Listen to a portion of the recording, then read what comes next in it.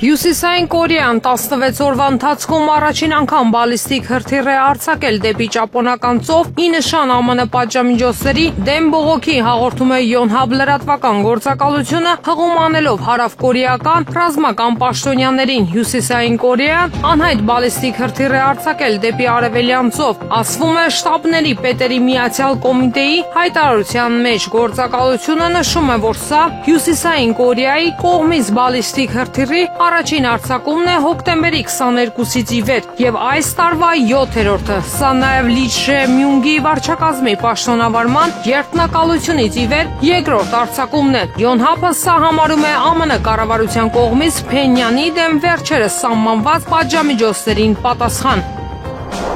Դժբախտ պատահարի հետևանքով երկրային կյանքից վաղաժամ հեռացել է 3 նոյեմբերի 6-ին որոնվող արցախցի 29-ամյա Արսեն Թևոսյանը, հայտնում են լրատվամիջոցները։ Արսեն Թևոսյանն Արցախի Հանրապետության Ասկերանի շրջանի Պատարագ գյուղից էր։ Ռուսական հեղուկացված բնական գազի մատակարարումները Եվրոպական միություն 2025 թվականի հունվարից հոկտեմբեր ամիսներին տարեկան կտրվածքով նվազել են 6.9%-ով, հասնելով 16.3 միլիարդ խորանարդ մետրի, 17.5 միլիարդ խորանարդ մետրի դիմաց, հայտում է ՏԱՍՍ-ը հղում անելով Եվրոպական Բրյուգել վերլուծական կենտրոնի տվյալներին։ Հոկտեմբերին Ռուսաստանից Եվրոպա հեղուկացված բնական գազի ներմուծումը կազմել է 1.4 միլիարդ խորանարդ մետր, 2024 թվականի 1.5 միլիարդ խորանարդ մետրի դիմաց։ Միացյալ Նահանգներից ԱՄՆ եւ Տրինիդադ եւ Տոբագո Եվրոպական միություն հեղուկացված բնական գազի մատակարարումները հոկտեմբերին սեպտեմբերի համեմատ աճել են 2%-ով, հասնելով 8.1 միլիարդ խորանարդ մետրի։ Այս տարվա առաջին 10 ամիսների ընթացքում այդ երկրներից եվրոպական գազի ներմուծումը աճել է 61%-ով, հասնելով 73.5 միլիարդ խորանարդ մետրի։ Եվրոպական խորհրդարանը կարող է մասնակցել Ուկրաինային վարկ տրամադրելու համար սառեցված ռուսական ակտիվների օգտագործման մեխանիզմի համաձայնեցմանը, ինչը կարող է հետաձգել գործընթացը, այս մասին հաղորդում է Պոլիտիկոն։ Ծրագրերին ծանոթ երկու պաշտոնյաների խոսքով Բելգիայի մտահոգությունները քննարկելուց հետո Եվրոպական հանձնաժողովը պաշտոնապես կառաջարկի փոխհատուցման վարկի վերաբերյալ օրինագիծ։ Ծրագրերի մասին տեղեկացված Եվրամիության երկու այլ պաշտոնյաներ հրատարակությանը հայտնել են, որ խորհրդարանը հավանաբար նույնպես կմասնակցի օրինագծի մշակմանը։ Սա կարող է հետաձգել գործընթացը եւ վտանգել Եվրոպական հանձնաժողովի հույսերը մինչեւ ապրիլ 140 միլիարդ եվրո ստանալու, երբ ինչպես սպասվում է Կիևը կսպառի միջոցները, նշվում է հաղորդագրության մեջ։ Հայաստանի Հանրապետության կրթության, գիտության, մշակույթի եւ սպորտի նախարար Ժաննա Անդրեասյանն այսօր հերթական այց է կատարել Հայոց ցեղասպանության հուշահամալիր։ Նրան ուղեկցել է կրթության, գիտության, մշակույթի, սպորտի նախարարության գլխավոր քարտուղար Հասմիկ Հակոբյանը։ Այցի շրջանակում նախարարին ներկայացվել են հիմնանորոգման եւ բարեկարգման աշխատանքների ընթացքն ու կատարման որակը։ Տեղում քննարկվել են առկա խնդիրները, դրանց ուղղված հնարավոր լուծումները։ Նախարարը կարևորել է հուշահամալիրի տարածքում միջավայրի հարմարեցման, ներառականության ապահովմանն ուղղված աշխատանքների իրականացումը։ Կապալառու կազմակերպության ներկայացուցիչներն իրազեկել են Հայոց ցեղասպանության հուշարձանի վերականգնման ուղղությամբ կատարված աշխատանքների ընտրված քարատեսակների որակական չափանիշների մասին մանրամասներ։ Նախարարը կարևորել է մասնագետների հետևողական եւ պատասխանատու աշխատանքը, ընդգծելով, որ անհրաժեշտ է խստորեն պահպանել որակի բարձր չափանիշներն ու աշխատանքների կատարման ժամկետները։ Ձերբակալվել է էկոնոմիկայի նախկին նախարար Վահան Քերոբյանը, տեղեկությունն Ազատությանը փոխանցեց նրա եղբայրը Ավետիք Քերոբյանը, նշելով, որ խուզարկել են Քերոբյանի տունը։ Ռուսաստանի եւ ԱՄՆ նախագահներ Վլադիմիր Պուտինը եւ Դոնալդ Թրամփը կարող են շուտով հանդիպել, հայտարարել է Հունգարիայի վարչապետ Վիկտոր Օրբանը։ Նա նշել է, որ բանակցությունների մեկնարկից առաջ անհրաժեշտ է լուծել 1 կամ 2 հարց։ Եթե դրանք լուծվեն մի քանի օրվա ընթացքում, Բուդապեշտում կարող է տեղի ունենալ խաղաղության գագաթնաժողով, նշել է Օրբանը։ Նա վստահություն է հայտնել, որ նման հանդիպումը կարող է դառնալ Ուկրաինայում խաղաղություն հաստատելու քայլ։ Եվրամիությունը քննարկում է արհեստական բանականության մասին իր օրենքի որոշ փուլերի կիրառման կասեցման հարցը ԱՄՆ-ի եւ խոշոր տեխնոլոգիական ընկերությունների ճնշման տակ, հաղորդել է Financial Times-ը։ Ըստ պարբերականի նախագիծը նախատեսում է արհեստական բանականության կանոնակարգերը խախտող ընկերություններին 1 տարվա արտոնյալ ժամկետ տրամադրել իրենց գործունեությունը նոր պահանջներին համապատասխանեցնելու համար։ Ավելին, Բրյուսելը առաջարկում է այս ոլորտում թափանցիկության կանոնները խախտելու համար տուգանք ապրանքների ներդրումը հետաձգել մինչև 2027 թվականի օգոստոսը, ընկերություններին հնարավորություն տալով հարմարվել։ Փաստաթղթի շուրջ բանակցությունները շարունակվում են Եվրահանձնաժողովի և Եվրամիության անդամ պետությունների միջև։ Ընդունման համար նախագիծը կարիք կունենա անդամ պետությունների մեծամասնության աջակցությանը։ Բրիտանական բանակը կարող է միջամտել ուկրաինական հակամարտությանը կամ մասնակցել խաղաղապահ գործողություններին, հաղորդել է Guardian պարբերականը, հղում անելով աղբյուրներին։ Մեծ Բրիտանիայի պաշտպանության փոխպետքարտուղար Լյուկ Ֆոլարդը նշել է, որ Մեծ Բրիտանիան պլանավորում է լիովին աջակցել Լոնդոնի դաշնակիցներին Հյուսիսատլանտյան դաշինքում։ Սա կարվի ՆԱՏՕ-ի արևելյան թևի անվտանգությունն ապահովելու համար, որը Մեծ Բրիտանիայի հիմնական առաքելությունն է։ Ավելի վաղ քաղաքագետ Վադիմ Ավան մեկնաբանել է Լոնդոնի և Փարիզի Ուկրաինա զորքեր ուղարկելու մտադրությունը։ Նրա կարծիքով Մեծ Բրիտանիայի և Ֆրանսիայի իրական նպատակը Կիևի հետ վերացական համաձայնագրերը պահպանելը չէ, այլ Օդեսայում և Նիկոլաևում ռազմական բազաներ ստեղծելը՝ Սև ծովի ափը վերահսկելու համար։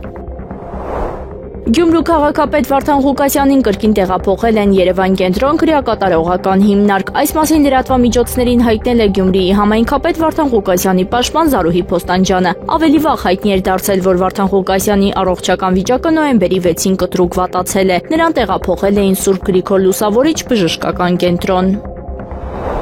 Նոյեմբերի 4-ին Ռուսաստանի համար ամենախորհրդանշական օրերից մեկին տեղի ունեցավ մի իրադարձություն, որը բացահայտում է Ռուսաստանի և Հայաստանի միջև հարաբերությունների խորությունը։ Նախագահ Վլադիմիր Պուտինը պետական պարգևներ հանձնեց ականավոր գործիչներին, այդ թվում հայ առաքելական եկեղեցու Ռուսաստանի և Նոր Նախիջևանի թեմի առաջնորդ arczepiskopos Եզրասին։ Օրվա և պարգևի ընտրությունը պատահական չէ։ Նոյեմբերի 4-ին նշվող ազգային միասնության օրը հիշեցնում է Ռուսաստանի ժողովուրդների միասնությունը պատմական պահերին, կոչ անելով համերաշխության և միասնության։ Այսօրը շքանշանի շնորհում ընդգծում է հոգևոր առաջնորդների և հասարակական գործիչների հատուկ դերը այս միասնության ամրապնդման գործում։ Մրցանակը Ալեքսանդր Նևսկու շքանշանը, որը Ռուսաստանի Դաշնության բարձրագույն պետական պարգևներից մեկն է։ Այն շնորհվում է հայրենիքին մատուցած բացառիկ ծառայությունների համար, միջազգային համագործակցության ամրապնդման և պատմական ու մշակութային ժառանգության պահպանման գործում։ Կրեմլում կայացած արարողությունն ունի խորհրդանշական նշանակություն։ Սա ուղերձ է այն մասին, որ Ռուսաստանը հայկական հոգևոր ավանդույթը դիտարկում է որպես իր մշակութային ժառանգության մաս, իսկ հայ համայնքի կրոնական առաջնորդներին որպես քաղաքացիական ներդաշնակության կառուցման գործընկերներ։ Եզրաս arczepiskoposi նվաճումների ճանաչումը ներդրում է ռուս-հայ հարաբերությունների ապագայի մեջ, ամրապնդում է այն կապերը, որոնք դարեր շարունակ մոտ են պահել երկու ազգերին։ Եզրաս arczepiskoposi պարգևատրումը Ռուսաստանի և Հայաստանի միջև փոխադարձ հարգանքի և ճանաչման պատմության ևս մեկ կարևորագույն իրադարձություն է, որը գրվել է ընդհանուր բարօրությանը ծառայելու նվիրված մարդկանց կողմից։ ԱՄՆ-ն հայտարարել է նոր դարաշրջանի սկիզբ ԱՊՀ անդամ երկրների հետ հարաբերություններում խոստանալով Կենտրոնական Ասիայի պետություններին ավելի մեծ ուշադրություն, քան երբևէ։ Այդ մասին են վկայում ամերիկյան վարչակազմի ներկայացուցիչների խոսքերը 5 երկրների՝ Ուզբեկստանի, Ղազախստանի, Ղրղызստանի, Տաջիկստանի և Թուրքմենստանի պատվիրակությունների մասնակցությամբ կայացած հանդիպման ընթացքում։ Ամերիկացի քաղաքական գործիչների ելույթները հրապարակվել են ԱՄՆ պետդեպարտամենտի կայքում։ ԱՄՆ նախագահի հատուկ ներկայացուցիչը հարավային և կենտրոնական Ասիայի հարցերով Սերջիո Գորը հայտարարել է, որ այժմ կենտրոնական Ասիայի երկրներն ունեն ուղիղ կապ Սպիտակ տան հետ։ Դուք ստանալու եք այն ուշադրությունը, որին իրապես արժանի եք, ընդգծել է նա։ Իր հերթին ԱՄՆ պետքարտուղար Մարկո Ռուբիոն ներկապուլը կոչել է նոր դարաշրջան ԱՄՆ-ի և կենտրոնական Ասիայի պետությունների հարաբերություններում։ Նրա խոսքով ներկայումս Միացյալ Նահանգների շահերը համընկնում են միջինասիական գործընկերների շահերի հետ, ուստի անհրաժեշտ է խորացնել հարաբերությունները։ Մեր կողմից մենք փնտրում ենք հնարավորություններ, որպեսզի ամերիկյան նորարարությունները, բիզնեսը և արտադրանքը դուրս գան նոր շուկաներ, քանի որ դա ամրապնդում է երկրների միջև կապերը։ Իսկ ձեր կողմից դուք ցանկանում եք օգտագործել Աստծո կողմից տրված մարդկային և բնական ներուժը տնտեսությունը դիվերսիֆիկացնելու համար, չլինելով միայն հումքի կամ էներգիայի աղբյուր, այլ զարգացնելով նոր ճյուղեր և ստեղծելով երկարաժամկետ հնարավորություններ ձեր քաղաքացիների համար, նշել է նա։ Ներկայացուցիչների պալատի նախկին նախագահ Նենսի Փելոսին հայտարարել է, որ լքում է ԱՄՆ կոնգրեսը։ Հայտնում է The Washington Post-ը, ինչպես գրում է պարբերականը, նա ավարտում է գրեթե 40 տարի տևած իր քաղաքական գործունեությունը, որն աննախադեպ է կոնգրեսի պատմության մեջ։ Ես այլևս չեմ առաջադրվելու կոնգրեսում, շնորհակալությամբ լցված սրտով ես սպասում եմ իմ աշխատանքի վերջին տարում, որպես ձեր ներկայացուցիչ, հայտարարել է նա։ Փելոսին դարձել է առաջին խոսնակը, որը զբաղեցրել է այդ պաշտոնը մի քանի ժամկետ շարունակ, սկսած 1950-ականներից։ 2007 թվականին նա դարձավ ԱՄՆ պատմության մեջ առաջին կինը, ով զբաղեցրել է ներկայացուցիչների պալատի խոսնակի պաշտոնը։ Կոնգրեսում իր գործունեության տարիներին Փելոսին եղել է ամերիկյան քաղաքականության ամենաազդեցիկ գործիչներից մեկը։ Նա ակտիվ մասնակցություն է ունեցել կարևոր օրենքների ընդունմանն ու քաղաքական օրակարգի ձևավորմանը։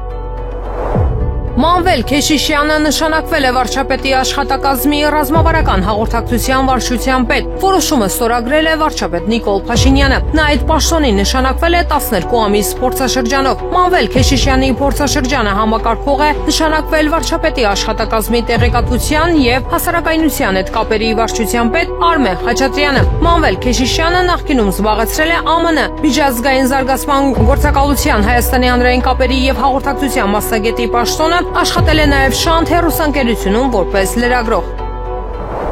ԱՄՆ նախագահ Դոնալդ Թրամփը 5+1 հանդիպման ժամանակ իր ելույթում հիշատակել է Թրամփի ուղին Trip, ինչպես ես այն ժամանակ ասացի, այս պատմական համաձայնագիրը ներառում է Թրամփի երթուղու կառուցումը։ Սա իսկապես հրաշալի բան է, այն անվանակոչվել է իմ պատվին եւ ես դա շատ եմ գնահատում։ Սա իսկապես մեծ իրադարձություն է։ Այս երթուղին կառուցվում է հիմա, անցնելով աշխարհի ամենակարևոր վայրերից մեկով, այդ թվում տնտեսապես ամենակարևորներից մեկով, որը կբարձրացնի առևտրային գործունեությունը Կասպից ծովի մյուս կողմում եւ կօգնի կենտրոնական Ասիայի տարածաշրջանի երկրներին։ Ես լավատես եմ եւ հավատում եմ, որ այսօր այստեղ գտնվող յուրաքանչյուր երկիր կշահի խաղաղությունից, եթե օգտվի այս համաձայնագրով բացված հնարավորությունից, հայտարարել է Թրամփը։ Կոմիտասի պողոտայում գործող KFC-ում բռնկված հրդեհից հետո ընկերությունը հանդես է եկել հայտարարությամբ։ Շնորհակալ ենք ձեր հոգատարության եւ արձագանքների համար, տեղեկացնում ենք, որ ոչ մի աշխատակից, ոչ մի հյուր, ոչ մի անձ չի տուժել հրդեհից։ Ի պատասխան հասարակության շրջանում տարածվող նյութերի եւ անհանգստությունների պաշտոնապես հայտարարում ենք, որ KFC ռեստորանային ցանցը շարունակում է իր բնականոն աշխատանքը, իսկ ձեր սիրելի Կոմիտաս 60/2 KFC մասնաճյուղը արտաքին հարդարման աշխատանքները ավարտելուց հետո մոտ օրերս կվերաբացվի։ Ռեստորանի ներքին հարդարումը հրդեհից չի տուժել։ Մինսկը մերժել է Վիլնյուսի խնդրանքը թույլ տալ Բելարուսում մնացած լիտվական բեռնատարներին մուտք գործել Լիտվա։ Այս մասին հաղորդել է BNS գործակալությունը։ Հղում անելով Լիտվայի ՆԳ նախարարի խորհրդական Մինդաուգաս Բայարունասին։ Խոսքը վերաբերում է միայն այն հնարավորությանը, որ լիտվական բեռնատարները կարողանային վերադառնալ տուն Շալչինինգայի շրջանային անցակետով, սակայն Մինսկը մերժել է, ասվում է հայտարարության մեջ։ Հիշեցնենք, որ հոկտեմբերի 29-ին Լիտվան մեկ ամսով փակել էր ավտոմայրուղային սահմանը Բելարուսի հետ։ Լիտվա մուտքի ժամանակ ակտիվացված մետեոր ռադիո լաբորատորիաների պատճառով, որոնցով ծխախոտն ապօրինաբար ներմուծվում էր երկրում, ինչը վտանգում էր քաղաքացիական ավիացիայի անվտանգությունը եւ հանգեցնում օդանավակայանների պարբերաբար փակմանը։ Պատասխանաբար Բելարուսը հոկտեմբերի 31-ից արգելեց Լիտվայի եւ Լեհաստանի գրանցված բեռնատարների ու տրակտորների երթևեկությունը։ Արդյունքում Բելարուսի անցակետում մնացել են մոտ 5000 լիտվական բեռնատար։ Հունգարիայի վարչապետ Վիկտոր Օրբանը ենթադրում է, որ Բուդապեշտը կարող է ընդունել Ռուսաստանի եւ ԱՄՆ-ի խաղաղ հանդիպումը եւ անհրաժեշտության դեպքում պատրաստ է հեռախոսազրույց ունենալ Ռուսաստանի նախագահ Վլադիմիր Պուտինի հետ։ Օրբանը պատասխանել է հունգարական լրագրողների հարցերին իր ինքնաթիռում, որը ուղևորվում էր Վաշինգտոն։ Նրան մասնավորապես հարցրել են, երբ է վերջին անգամ հեռախոսազրույց ունեցել Պուտինի հետ։ Վարչապետը պատասխանել է, որ դա եղել է հոկտեմբերի 17-ին, այն հայտարարությունից հետո, որ հնարավոր է հանդիպում կազմակերպվի Բուդապեշտում։ Այնուհետև այդ անհրաժեշտությունը չի առաջացել, բայց եթե պետք լինի, իհարկե հեռախոսազրույց կունենամ, ընդգծել է վարչապետը։ Ռուս ռազմական փորձագետ Ալեքսեյ Ժիվովը հայտարարել է, որ Թուրքիային փոխանցված ռուսական C-400 հակաօդային պաշտպանության համակարգերը չեն առնչվում Ուկրաինայում ընթացող պատերազմին։ Նրա խոսքով այդ զինտեխնիկան Թուրքիային է վաճառվել դեռևս մինչև հատուկ ռազմական գործողության մեկնարկը Ռուսաստան եւ Թուրքիայի ռազմական համագործակցության շրջանակում։ Այս համակարգերը մատակարարվել են դեռ այն ժամանակ, երբ հույս կար, որ Թուրքիան կանցնի ռուսական սպառազինության համակարգի։ Դրանք պարզապես մնացել են մարտական հերթապահության մեջ, նշել է Ժիվովը, հավելելով, որ Վաշինգտոնը այժմ ճնշում է Անկարային հրաժարվել ռուսական տեխնիկայից։ Նրա կարծիքով Թուրքիան փորձում է պահել անկախ քաղաքականություն, քանի որ ամերիկյան Պատրիոտ համակարգերը, որոնք դիտարկվում են որպես C-400-ի այլընտրանք, պատերազմի ընթացքում ցույց տվեցին ցածր արդյունավետություն։ Ավելի վաղ Բլումբերգը հայտնել էր, որ Թուրքիան չի պատրաստվում ամբողջությամբ հրաժարվել C-400-ից եւ քննարկում է ռուսական ու ամերիկյան համակարգերի համատեղ օգտագործման տարբերակը։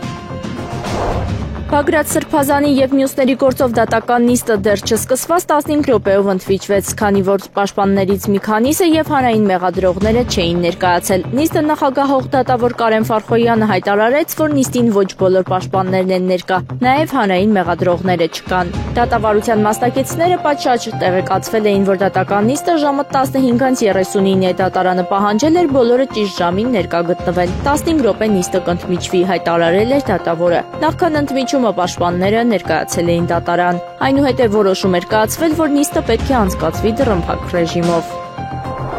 Նոյեմբերի 6-ին Դոհայում ընթացող սոցիալական զարգացման երկրորդ համաշխարհային համաժողովի շրջանակներում Հայաստանի արտաքին գործերի նախարարի տեղակալ Վահան Կոստանյանը մասնակցել եւ ելույթով հանդես է եկել աղքատության հաղթահարման համար բնության վրա հիմնված լուծումների եւ ավանդական գիտելիքների ներգրավում քննարկում COP17-ին ընդառաջ խորագրով միջոցառմանը, որը կազմակերպվել էր Հայաստանի կողմից։ Այս մասին տեղեկանում ենք արտաքին գործերի նախարարությունից։ Միջոցառմանը ողջույնի խոսքով հանդես է եկել Հայաստանի նախագահ Վահագն Խաչատուրյանը, որպես միջոցառման հիմնական բանախոս ելույթ է ունեցել Հայաստանի աշխատանքի եւ սոցիալական հարցերի նախարար Արսեն Թորոսյանը։ Արտաքին գործերի նախարարի տեղակալ Վահան Կոստանյանն իր ելույթում նշել է, որ Հայաստանի տեսլականն է COP17-ը դարձնել իսկապես ներառական, մասնակցային եւ գործողություններին միտված համաժողով, որը կհամախմբի բոլոր շահագրգիռ կողմերին։ Վահան Կոստանյանն ընդգծել է, որ Հայաստանը պատրաստ է շարունակել համագործակցությունը բոլոր գործընկերների հետ եւ ուրախ կլինի ողջունել նրանց Երևանում COP17-ի շրջանակներում։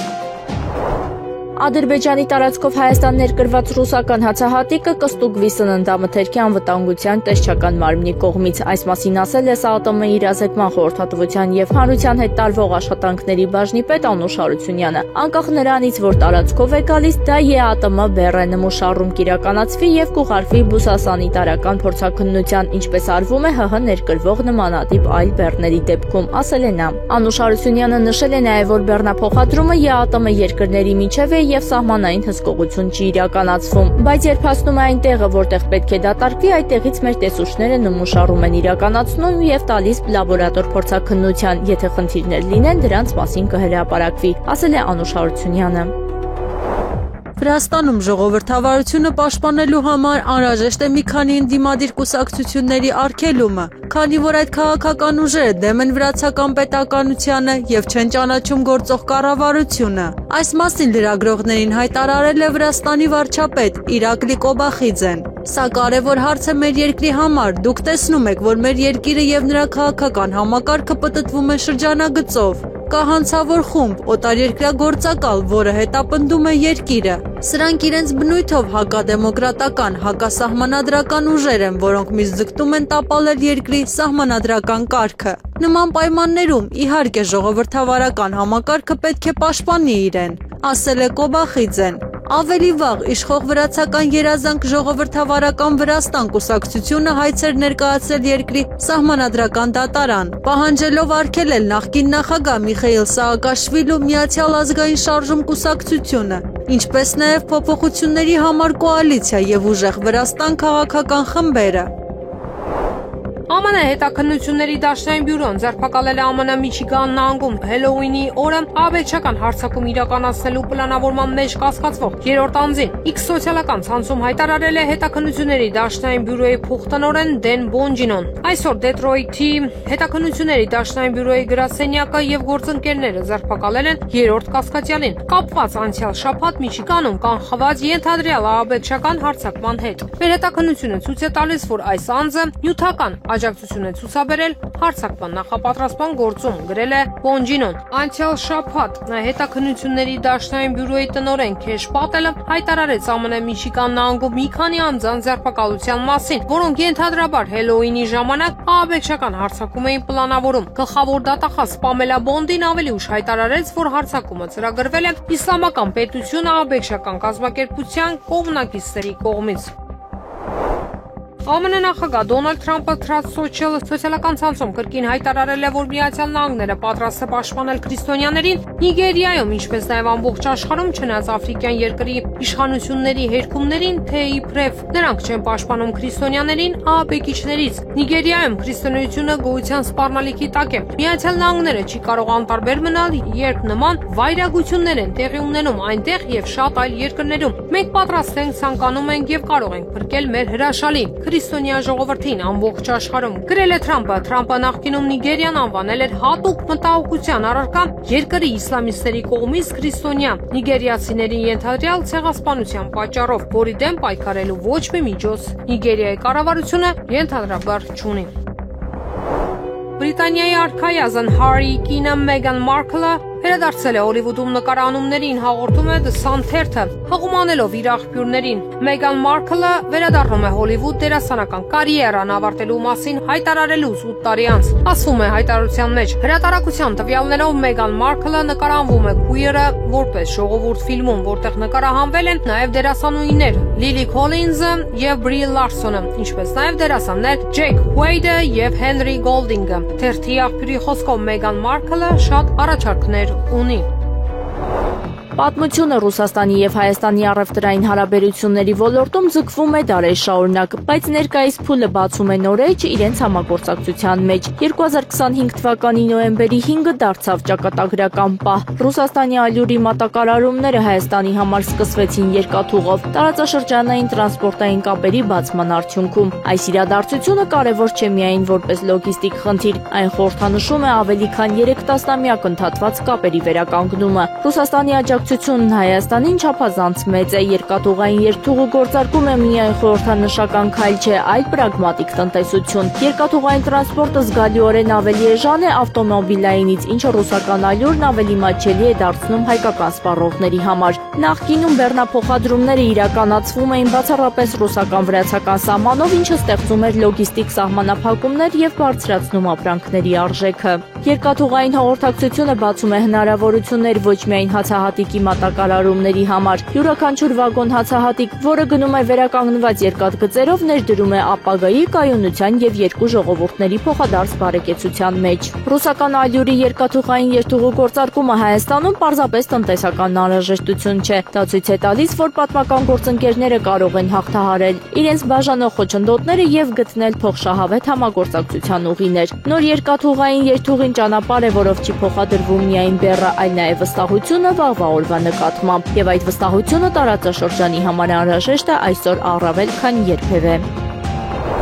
Ղազախստանի նախագահ Կասիմ-Ժոմարտ Տոկաևը ժամանել է Վաշինգտոն։ Այս մասին հայտնել է նրա մամուլի ծառայությունը։ Մեր պետության ղեկավարին դիմավորեց ԱՄՆ պետքարտուղարի տեղակալ Քրիստոֆեր Լանդաուն։ Վաղը Կասիմ-Ժոմարտ Տոկաևը բանակցություններ կվարի նախագահ Դոնալդ Թրամփի հետ, ինչպես նաև կմասնակցի Կենտրոնական Ասիա ԱՄՆ գագաթնաժողովին, հայտնել է մամուլի ծառայությունը։ C5 գումարած 1 ձևաչափը տարածաշրջանային դիվանագիտական նախաձեռնություն է, որը ստեղծվել է 2015 թվականին եւ միավորում է Միացյալ Նահանգներն ու Կենտրոնական Ասիայի 5 երկրներ։ Նպատակաուղղված է քաղաքական երկխոսության ամրապնդմանը, տնտեսական գործունեության զարգացմանը եւ տարածաշրջանի պետությունների ու Միացյալ Նահանգների միջև ռազմավարական փոխգործակցության ընդլայնմանը։ միլիարդատեր Ջարեդ Այզեկմանը, ում ԱՄՆ նախագահ Դոնալդ Թրամփը առաջադրել է ԱՄՆ ազգային աերոնավտիկայի եւ տիեզերական տարածության վարչության ղեկավարի պաշտոնում, առաջարկել է անօդաչու առաքելություն ուղարկել Մարս արդեն 2026 թվականին։ Այս մասին հայտնել է Bloomberg-ը, որը ձեռք է բերել պատրաստված նախագիծ Աթենա ծրագրից հատվածներ։ Ըստ հրատարակության փաստաթղթում նշվում է, որ միլիարդատեր Իլոն Մասկի SpaceX-ը կարող է լինել այն ընկերություններից մեկը, որը կարող է օգնել ԱՄՆ-ին Մարս առաքելություն իրականացնել։ Ծրագրում նաև քննարկվում է NASA-ի եւ Blue Origin-ի, Rocket Lab-ի եւ Axiom Space-ի միջև հնարավոր համագործակցությունը։ Թրամփը Այզեկմանի թեկնածությունը առաջադրել է NASA-ի ղեկավարի պաշտոնում այս տարվա սկզբին։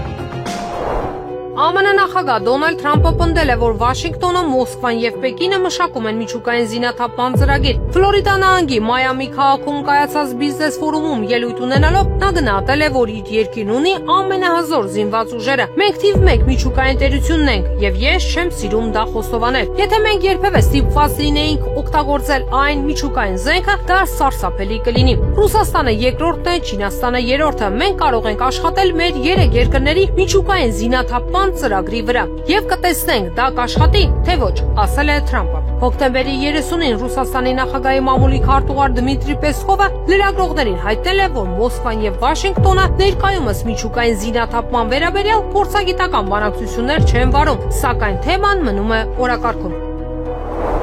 Թուրքիայի ազգային հետախուզական կազմակերպության ղեկավար Իբրահիմ Քալանը Գազայի հատվածում հրադադարի համաձայնագրի իրականացման հարցը քննարկել է արմատական պաղեստինյան Համաս շարժման ներկայացուցիչների հետ։ Այս մասին հաղորդում է թուրքական NTV հեռուստալիքը, հղումանելով հետախուզական ծառայության աղբյուրներին։ Քալանը Ստամբուլում հանդիպել է Համասի քաղբյուրոյի պատվիրակության հետ Խալիլ Ալ-Հայայի գլխավորությամբ։ Պաղեստինյան շարժման ներկայացուցիչները մեղադրել են Իսրայելին հրադադարի ռեժիմը խախտելու մեջ, հաղորդում է NTV-ն։ Հանդիպմանը քննարկվել են նաև Գազայի խաղաղության ծրագրի հաջորդ փուլերի իրականացման եւ միջազգային կազմակերպությունների հետ համագործակցության պաղեստինյան անկլավի բնակիչների մարդասիրական օգնության տրամադրման հարցերը։ Սեպտեմբերի 29-ին Սպիտակ տունը հրապարակեց ԱՄՆ նախագահ Դոնալդ Թրամփի համապարփակ ծրագիրը, որն ուղղված էր Գազայի հակամարտության կարգավորմանը։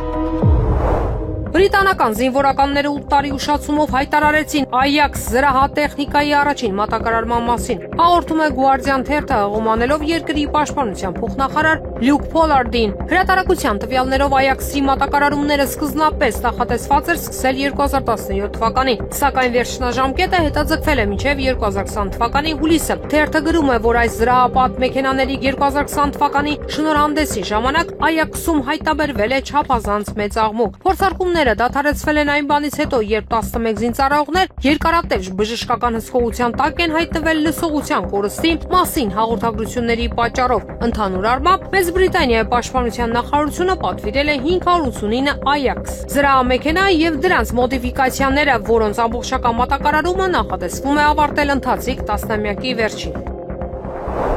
ԱՄՆ նախագահ Դոնալդ Թրամփը կցանկանա, որ Նյու Յորքի քաղաքապետի տեխնացու Զոհրան Մամդանին հաջողության հասներ, բայց հավելել է, որ Մամդանին պետք է սիրալիր լինի իր հետ, ասել է նա Fox News-ին տված հարցազրույցում։ Ես կցանկանայի, որ նոր քաղաքապետը լավ գործեր աներ, քանի որ ես սիրում եմ Նյու Յորքը։ Կարծում եմ նա պետք է սիրալիր լինի ինձ հետ, ասել է Թրամփը։ Պետք է սպասենք հանրային ծառայությունները կարգավորող հանձնաժողովի որոշմանը եւ դրանից հետո մեր մոտեցումները ձևակերպենք։ Այս մասին լրագրողների հետ զրույցում անդրադառնալով հարցին արդյոք կառավարությունը պատրաստվում է գնել հեծը սեփականատերերից, ասել է վարչապետ Նիկոլ Փաշինյանը։ Նա հիշեցրել է, որ քաղաքացիական պայմանագրի համաժողովում հեծի մասով 2 սցենար է նշել, որոնք մնում են ուժի մեջ։ ՀԾԿ-ի որոշումը կամ հնարավոր, կամ էլ անհնար է դարձնելու մեր մտածած սցենարները, կամ էլ դրանց վրա որոշակի ազդեցություն է ունենալու։ Որոշումից հետո նոր կկենտրոնացնենք։ Հարց է նաև ծագում, թե ինչքան է լինելու գինը, իսկ գինը պետք է որոշվի համակողմանի վերլուծության արդյունքում։ Եթե դա կլինի տրամաբանական գին, ես ասել եմ, որ կառավարությունը շատ լրջորեն կքննարկի, եթե շատ մեծ կլինի գինը եւ ակնհայտ կլինի, որ պետական միջոցներով չեն կարողանալու դա իրականացնել, կգնանք երկրորդ սցենարով, նշել է Փաշինյանը։ Եղանակը առաջիկա օրերին Երևանում եւ հանրապետության տարածքում նոյեմբերի 7-ից 3-ը 8-ից 12-ին սպասվում է առանց տեղումների եղանակ։ Քամին հարավ-արևմտյան 2-ից 5 մետր վարկյան։ Օդի ջերմաստիճանը 8-ից 9-ից 3 աստիճանաբար կբարձրանա եւս 2-ից 3 աստիճանով։ է։